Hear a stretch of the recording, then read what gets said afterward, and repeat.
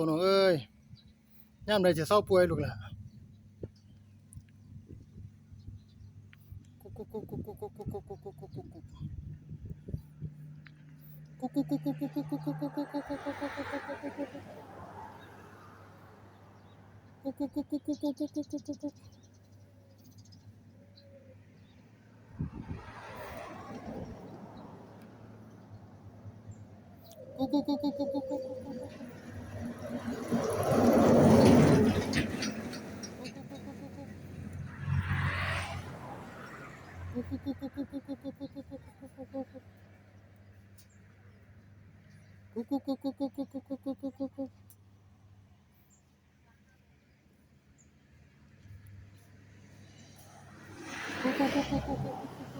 ตัวน้อง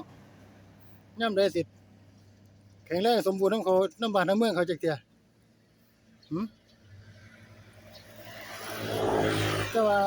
แต่ว่าซอยระยะเขาเจ้าดกเพิ่นดกแต่ได้ซอยระยะดกแต่ได้เลยหางกันบ่รถก็สิดกกว่านี้อยู่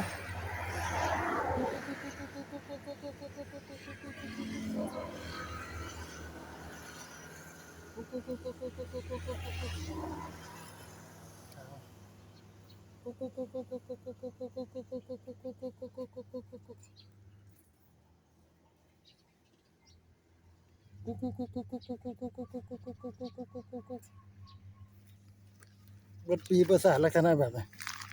แต่ก็บ่เป็นหยังจักเที่ยเด้อว่าซินี่